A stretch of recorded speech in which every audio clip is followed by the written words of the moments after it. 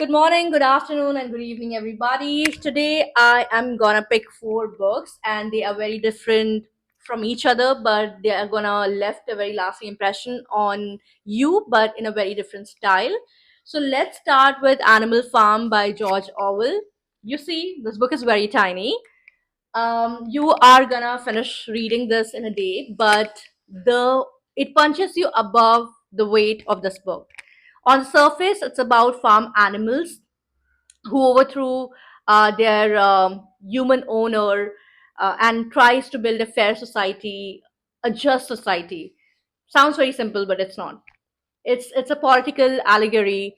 It's very clean, very unsettling, quietly devastating, and it does tell you about, of course the book is written in a fable form, but underneath the satire and the tone of the writing, there is a brutal commentary about power, about corruption, about revolutions, and how revolutions become the very thing that they hated or they fought against. Why I recommend this book is it's going to make you very uncomfortable, but in the best way possible, and you're going to start looking at the patterns everywhere. You're going to look at the patterns of classism in your politics, in your workspaces, and even in your relationship.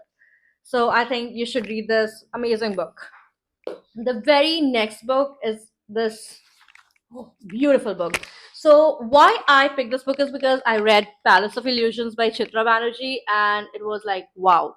I've always wanted to write mythology from a woman's perspective, so here I am. This books feel very different. It's very lyrical, very immersive. It's a retelling of Ramayana from Sita's perspective, and I think the shift in the focus of that perspective changes everything. So instead of watching Sita as a symbol of virtue and sacrifice, you start seeing Sita as just a woman who is thinking, doubting, loving, enduring, hurting. And it's also about, instead of watching Lord Ram as this noble man that he was, it's about seeing that person as just a person who's full of flaws. Why I recommend this book? It's because it feels very lyrical. So you would actually, while reading it, you can imagine, or you can actually feel how the forest felt, the exile, the loneliness, and it reclaims the voice that was often silenced. Very powerful book without being loud, feminine without being fragile, and I think it speaks on equality. You guys should read it. Amazing book. The other one is Stationery Shop of Tehran by Marzan Kamali. Now, this is a love story that is set against the backdrop of political upheaval in Iran. Why I love this book is because it's not only about romance, it's about atmosphere, it's about the detailing, it's about the scent of paper and ink. What else? It's about quiet intimacy. And this book constantly, move between the past and the present, and it tells you the constant ache of almost. And I've read a lot of books, and I've done a lot of writings as well.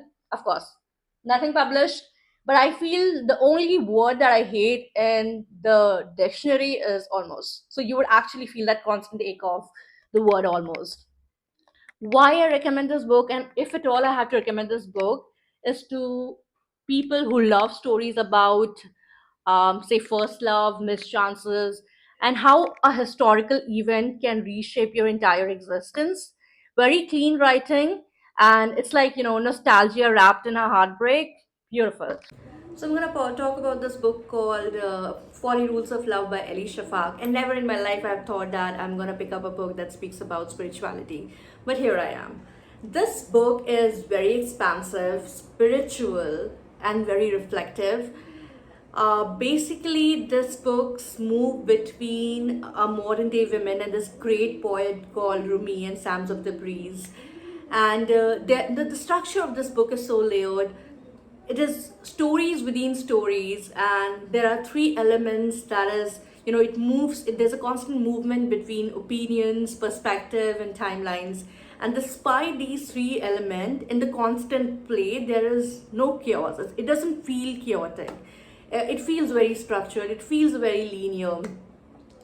Why I recommend this book is because if you are in the season of craving depth, if you are in the season of looking for self love, if you are in the season of a book that directly speaks to your spirit, to get to know about yourself, I think this is the one that you should start with. So, four books: political allegory, then there was mythological fiction, historical romance, and this one, the spiritual fiction. Different vibes, different structures, different texture, different writing style. It actually, all these fours are so different to each other, but each book leaves a very lasting impression on you. And yeah, let me know what you have read so far and what you're gonna pick up next. And I will see you in our next book talk.